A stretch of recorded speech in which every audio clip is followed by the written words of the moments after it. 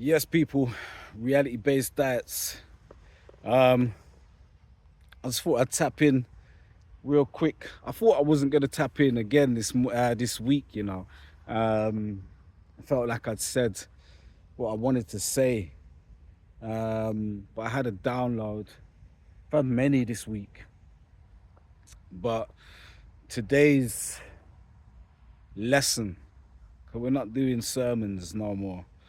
You know, it's on each and every one of us to find spirit within self and to accept whatever it is, whatever the energy is into your own lives as and when.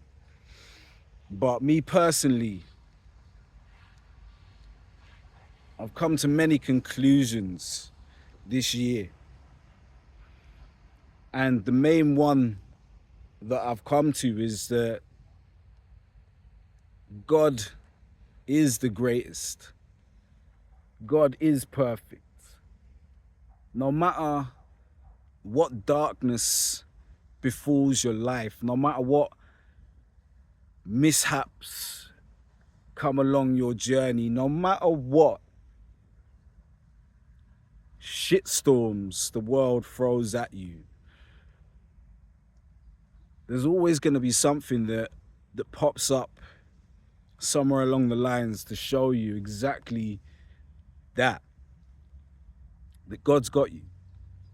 If you have God, if you have accepted God into your life. And like I said before, that does not even mean that you go to church. That does not even mean that you go to mosque. That does not even mean that you reverted to any religion.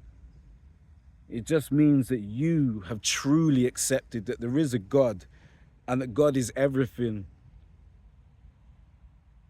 Because once you accept all of those things and once you have taken a journey of self-discovery and spirit is at the center of it, you will understand that the things that keep you going do not come from the books that you read. The lessons that are in the books should be what shapes the framework of your belief, i.e.,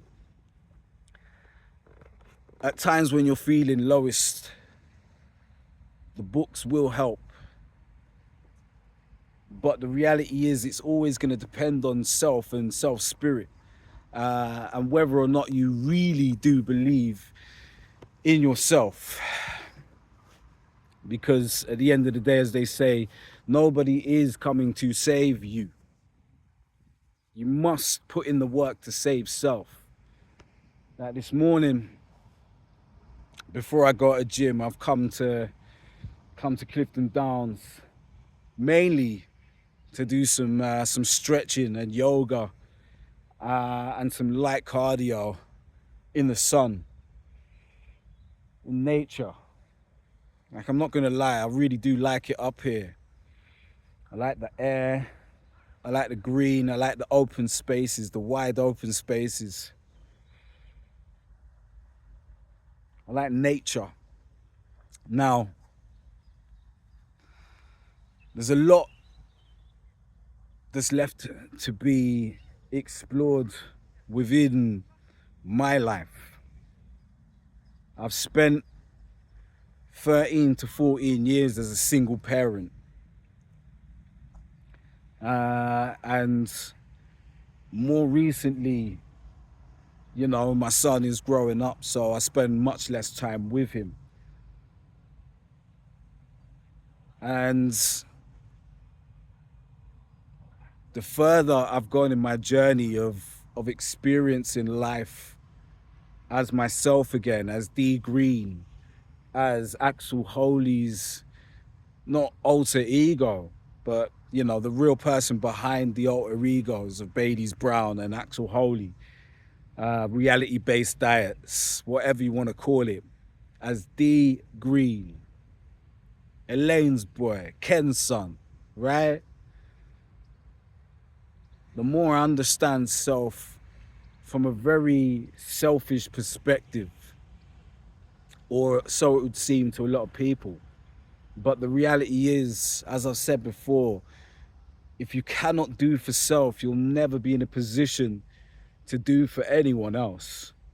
If you cannot look after yourself, how can you expect to look after anyone else? If you are unfit, if you are overweight, if you are sloppy, if you are lazy, how can you expect anybody who does not share those traits to have any sort of belief in you? This is one of the things I've had to really get to grips with in being a parent, mainly because my son is a teenager, and teenagers are naturally lazy and naturally sloppy. And in this day and age, with so much AI and Google and all the rest of it, you find there's a lot of people that do very surfaced everything. There's no real, original thought in life anymore. And the more I've come to realize this, the more I've even more realized that there's no room for wanting people to like you. You just gotta just live. The reality is, you can go through all sorts.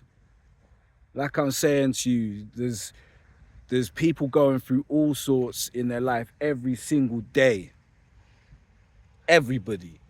But it's always people that are trying to be like, oh, my life's harder than your life. Right? And it's like, you don't know my life.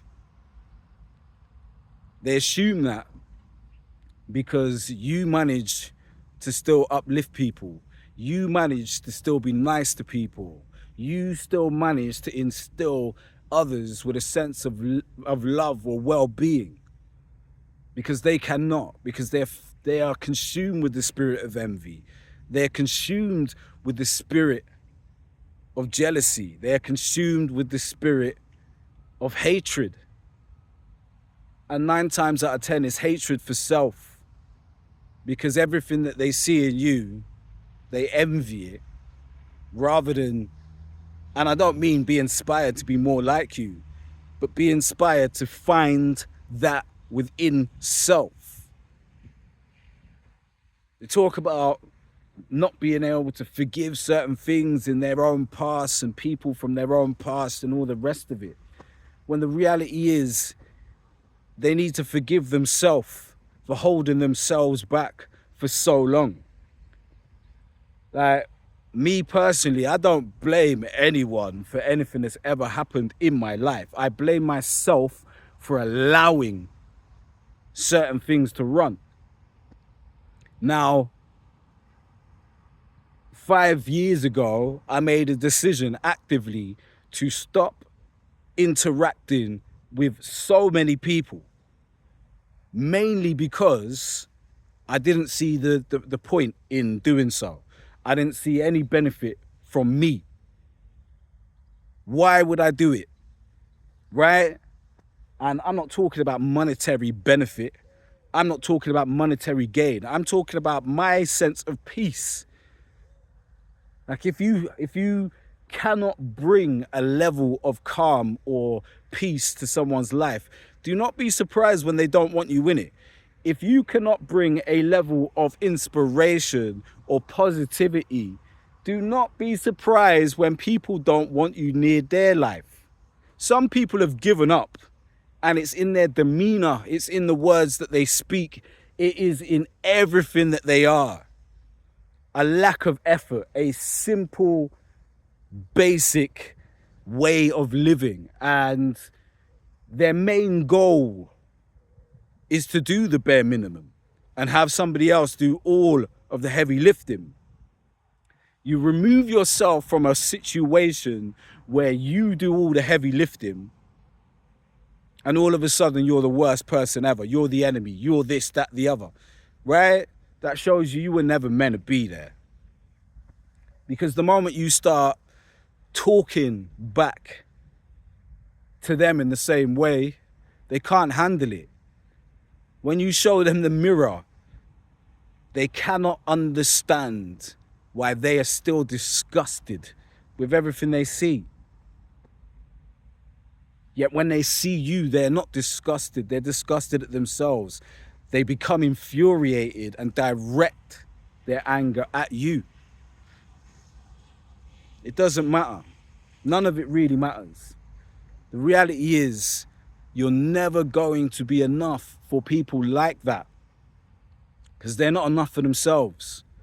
Once you get to a place in your own life where you've experienced enough to just live and be grateful for every little win that you get, because you know you put the work in to get those wins, people will not get it because they do not see the gain that you see.